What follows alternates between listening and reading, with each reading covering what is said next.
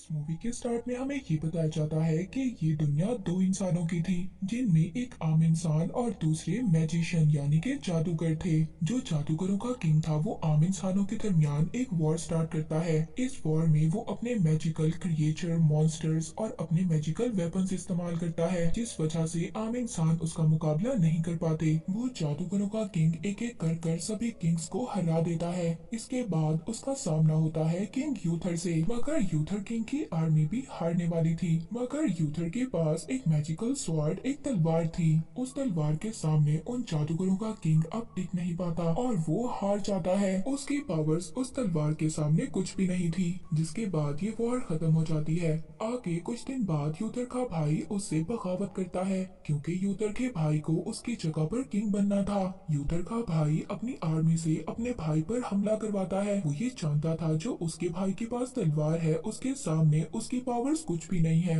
और जिसके बाद किंग यूथर का भाई अपनी वाइफ को सेक्रीफाइस कर देता है, एक डीमन में बदल जाता है। मगर इन सब बातों का किंग यूथर को पता चल गया था। मगर जैसे ही किंग यूथर अपनी वाइफ और अपने बेटे को लेकर जा रहे थे, तभी वहाँ पर नाइट डीमन आ जाता है। नाइट डीमन किंग यूथर की वाइफ क्वीन को मार देता है, मगर किंग यूथर अपने बेटे को एक बोट में बिठाकर दूर छोड़ देते हैं और खुद डीमन नाइट से फाइट करने लगते हैं। इसके बाद ये सीन यहीं पर खत्म हो जाता है। अब यहाँ पर हमें ये लगता है कि किंग यूथर मर चुके हैं। इसके बाद हम किंग यूथर के बेटे को देखते हैं, जो बोट में बैठकर लंदन सिटी में आ गया था। वहाँ पर कुछ लेडीज उसको अडॉप्ट कर लेती हैं और ऑर्फन हाउस में ले जाती हैं। दूसरी तरफ जो किंग यूथर का भाई था वो किंग बन चुका था और अब वो टावर भी बनना शुरू हो गया था, जहाँ से उन जादूगरों की किंग को पावर मिला करती थी। किंग यूथर का भाई भी ये पावर हासिल करना चाहता था, इस वजह से वो टावर को दोबारा से बनवा रहा था। किंग यूथर का भाई मैजिशियन कोई जादूगर नहीं था, मगर उसने अपनी लाइफ के बहुत सारे साल मैजिशियंस के साथ गुजारे थे, इसलिए अब वो भी मैजिक सीख रहा था। ऐसे ही देखते देखते 20 साल गुजर गए थे। किंग यूथर का भाई बहुत ही पावरफुल और बहुत बुरा किंग बन गया था। दूसरी तरफ किंग यूथर का बेटा आर्थर भी बड़ा हो गया था। उसका ज्यादातर बचपन चोर और लुटेरों में गुजरा था, इस वजह से वो बहुत ज्यादा शातिर और चालाक था। मगर वो बहुत ज्यादा जरूरतमंद लोगों की मदद किया करता था और साथ ही साथ छोटे मोटे इलीगल्स काम भी किया करता था। दूसरी तरफ हमें किंग यूथर का भाई दिखाया जाता है। अब उसका टावर भी कंप्लीट हो चुका था, मगर साथ ही उसके कैसल के पास जो नहर थी वो खुश्क हो गई थी। उसके आदमियों को वहाँ पर एक तलवार नजर आती है। वो तलवार एक इंसान के अंदर गड़ी हुई थी जो पत्थर का बना हुआ था। उस तलवार को बहुत सारे लोग निकालने की कोशिश कर रहे थे, मगर वो तलवार किसी से भी नहीं निकल रही थी। इवन कि वो तलवार यूथर के भाई से भी नहीं निकलती। अपने आसपास गांव से बहुत सारे लोगों को पकड़वाता है और फिर सबसे बारी बारी ये ट्राई करवाता है कि कौन इस तलवार को निकाल सकेगा। उधर दूसरी तरफ आर्थर की फाइट हो जाती है। यही देखकर सोल्जर अब आर्थर और उसके दोस्तों को भी पकड़ लेते हैं। ये सोल्जर्स इनको उसी बोट में बिठाकर ले जाते हैं। अब आर्थर अपने फादर के कैसल में पहुंच चुका था। यहाँ पर आर्थर को कुछ भी नहीं याद था। आर्थर को जब वो लोग तलवार निकालने के लिए कहते हैं, तो आर्थर चुपचाप उस तलवार को निकालने के लिए चला जाता है। आर्थर जैसे ही उस तलवार को पकड़ता है, तो उसको अपनी पुरानी जिंदगी के बारे में याद आ रहा था और वो इस तलवार की पावर को भी फील कर सकता था। वो उस तलवार को पत्थर से निकाल लेता है, मगर उस तलवार की पावर्स इतनी ज्यादा थी वो उसको कंट्रोल नहीं कर पाता और बेहोश हो जाता है। अब सबको ये पता चल गया था कि ये यूथर का बेटा आर्थर है। अब उसको सोल्जर्स पकड़कर जेल में ले जाते हैं। आर्थर बॉर्न किंग था। ये पूरा कैसल और यहाँ के सभी लोग उसकी विरासत थे। उसने उस तलवार को पत्थर से निकाला है जो बहुत ज्यादा पावरफुल है। ये खबर हर जगह पर फैल गई थी। लोग बहुत ज्यादा खुश हो रहे थे कि उनका असली किंग मिल गया है और लोगों ने किंग यूथर के भाई के खिलाफ बगावत शुरू कर दी थी। इसके बाद हमें एक लेडी दिखाई जाती है और ये एक जादूगर थी। जेल में आर्थर के पास किंग यूथर का भाई आता है, पब्लिक के सामने ले जाने वाला था। वो आर्थर को धमकाता है और कहता है कि तुमने पब्लिक के सामने ये कहना है कि तुम किंग बनने के लायक नहीं हो, कहना है कि तुम इस तलवार को कंट्रोल नहीं कर सकते और अगर तुमने ऐसा ना किया तो हम तुम्हारे बाकी साथियों को मार देंगे। सभी लोग आर्थर किंग किंग को देखने के लिए आए हुए थे। वो बहुत ज्यादा खुश थे। अब उसको कहा जाता है कि वो तलवार उठाकर अपनी पावर्स को दिखाए, मगर ऑर्थर ऐसा नहीं करता क्योंकि उसने अपने दोस्तों को बचाना था। किंग यूथर का भाई उसको वहाँ पर मारने के ऑर्डर्स दे देता है। तभी वहाँ पर वही मैजिकल लेडी मेज आ जाती है। वो अपनी पावर से सभी जानवरों को अपने कंट्रोल में ले लेती है और किंग यूथर के भाई की आर्मी पर अटैक करवा देती है। उसके बाकी आदमी ऑर्थर को छुड़वाते हैं और तलवार लेकर नदी में कूद जाते हैं और वहाँ से भाग जाते हैं। ऑर्थर दोबारा से उसी तलवार को पकड़ता है और दोबारा से बेहोश हो जाता है। मेज उस तलवार के ऊपर अपनी पावर्स का यूज करती है, जिससे उसको पता चलता है कि ऑर्थर को अपनी पुरानी लाइफ के बारे में कुछ भी याद नहीं है। अब ये जादूगर लड़की डिसाइड करती है कि ऑर्थर को डार्क लैंड में भेजेंगे, जहाँ पर जाकर उसको अपनी लाइफ के बारे में सब कुछ याद आ सकता है। ये जगह बहुत ज्यादा खतरनाक थी। यहाँ पर आम इंसान और ना ही कोई जादूगर टिक सकता था। यहाँ पर ऑर्थर का सामना बहुत सारे क्रिएचर और मॉन्स्टर से होता है, मगर ऑर्थर इन सब का मुकाबला करता है और उस टावर तक पहुंच जाता है। यहाँ पर आते ही वो तलवार चमकने लगती है और उस तलवार के चमकते ही ऑर्थर को अपनी पुरानी लाइफ के बारे में याद आने लगता है। और यहाँ पर फर्स्ट बात रिवील होती है। किंग यूथर ने जिस डीमन नाइट से फाइट की थी, किंग यूथर उस डीमन नाइट से फाइट में हार रहा था, मगर किंग यूथर ने अपनी आखिरी बाजी मारी थी। किंग यूथर ने उस तलवार को हवा में उड़ा दिया था और खुद उस तलवार के नीचे आ गया था, जिससे वो जादूगर स्कैलिबर तलवार उसको आकर लगी थी। पर किंग यूथर तो मर गया था और उसकी बॉडी पत्थर की बन गई थी। पत्थर का बनने के बाद वो पानी में गिर गया था और तब तक छोटा ऑर्थर भी बोट में बैठकर दूर चला गया था। इस वजह से किंग यूथर के भाई को वो तलवार उसी वक्त नहीं मिल पाई थी। अब जब ये सब कुछ ऑर्थर को पता चल जाता है तो वो तलवार चलाने की स्किल्स को भी सीख लेता है, मगर अभी भी वो इतना ज्यादा माहिर नहीं हुआ था। अब वो दोबारा से वापिस आता है। रास्ते में मेज इसको पूरी कहानी बताते हैं। वो बताती है पहले जादूगर और इंसान दोनों आराम से रहा करते थे, मगर फिर इनके दरमियान में वॉर स्टार्ट हो गई। वॉर भी किंग यूथर के भाई ने ही स्टार्ट करवाई थी,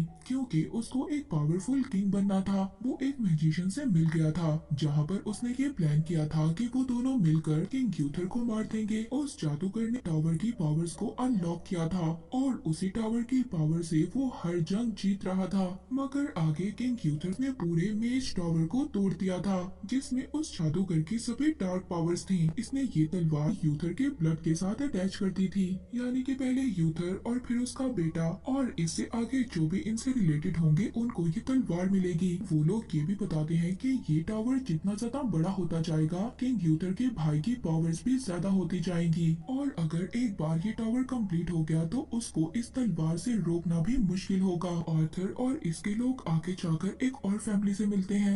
ये फैमिली ब्रिटेन फैमिली की सबसे ज्यादा पावरफुल फैमिली थी। इनके पास बहुत सारे वेपन्स थे, बहुत सारी आर्मी थी। ऑर्थर यहाँ पर बहुत ही चालाकी से इनको समझाता है कि वो किंग बनने के लिए तैयार है और अब ये लोग भी ये जान चुके थे कि ऑर्थर ही किंग है और अब इनका मेन प्लान ये था कि उस टावर को कंप्लीट होने से रोकना। ऑर्थर के कुछ साथी उस जहाज पर चले जाते हैं जहाँ पर उस टावर का रॉ मटेरियल आ रहा था।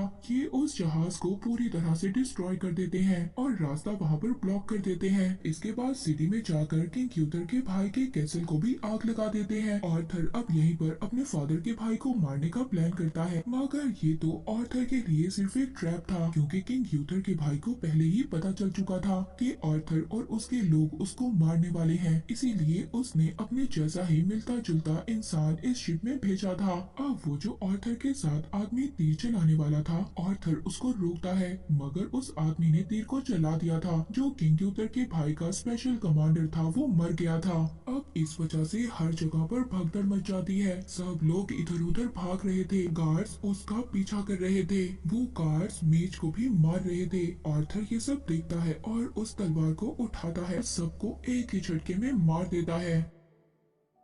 वहाँ पर जो किंग यूथर का भाई था वो ऑर्थर के एक साथी को पकड़ता है और उसी के सामने उसको मार देता है। ऑर्थर अपने सभी साथियों को एक बोट में ले जाकर एक सेफ जगह पर छोड़ता है, मगर इस इंसिडेंट के बाद ऑर्थर बहुत ज्यादा सैड हो गया था। उसने अपने एक दोस्त को खो दिया था और गुस्से में उस तलवार को पानी में फेंक देता है, मगर तभी लेडी ऑफ द लेक उस तलवार को पकड़ती है, यानी कि वो फेरी जो पानी में रहा करती थी वो उस तलवार को पकड़ती है और और आर्थर का हाथ पकड़कर पानी में ही ले जाती है।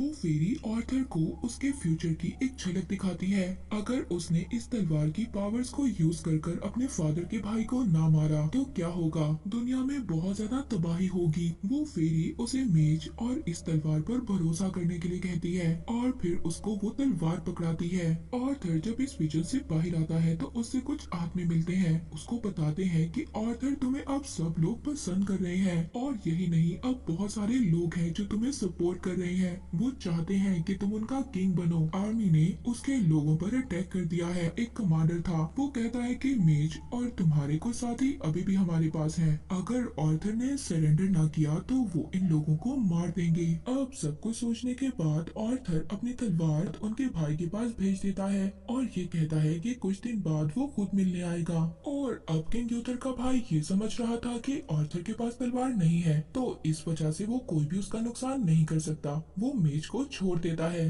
वो आर्थर पर एक प्रोटेक्टिव मैजिक करती है। आर्थर अब आगे अपने फादर के भाई से मिलने जाता है और फाइनली अब वो अपने फादर के केसल में आ गया था। अब यहाँ पर जो किंग यूथर का भाई था वो आर्थर को उसी की तलवार से मारने वाला था, मगर यहाँ पर मेज का एक प्लान था। उसने सभी सांपों और चीलों को अपने मैजिक से कंट्रोल कर लिया था। वो एक सांप को किंग यूथर के भाई के पास भेज देती है और वो एक सांप किंग यूथर के भाई पर अटैक कर देता है। किंग यूथर का भाई अपने आप को बचाने के लिए वो तलवार सांप को मार देता है और वो तलवार अब एक पिलर में फंस जाती है। इस तलवार को अब आर्थर ही निकाल सकता था। मेज ने अपनी पावर से बहुत बड़े बड़े स्नेक्स को कंट्रोल कर लिया था। वो स्नेक सारे केसल पर अटैक कर रहे थे और इसके बाद आर्थर की जो बाकी आर्मी थी वो भी केसल पर हमला कर देती है। अब यहाँ पर किंग यूथर के भाई को ये लग रहा था कि वो हार जाएगा। इस वजह से वो दोबारा से केव में जाता है जहाँ पर उसने डीमन नाइट को बुलाया था। वो अब खुद ही डीमन नाइट बन जाता है। आर्थर अब वो तलवार लेकर बाहर आता है। वहाँ पर ब्लैक मास्क वाले गार्ड आर्थर पर अटैक करते हैं, मगर आर्थर अपनी तलवार की पावर से सबको एक एक कर मार देता है। जो लोग बचे थे वो खुद को आर्थर के सामने सरेंडर कर देते हैं। यहाँ पर जो उसके फादर का भाई था जो डिमोनिक बन चुका था वो बहुत ज्यादा पावरफुल था और वो आर्थर पर भारी पड़ रहा था। और यहाँ पर जैसे उसने किंग यूथर को मारा था वो इसी तरह सेम आर्थर पर भी अटैक कर रहा था। अब बेहोश हो गया था। वो डीमन नाइट आर्थर को सेम लाइन बोलता है जो उसने अपने भाई किंग यूथर को बोली थी, may be the swords belong to me.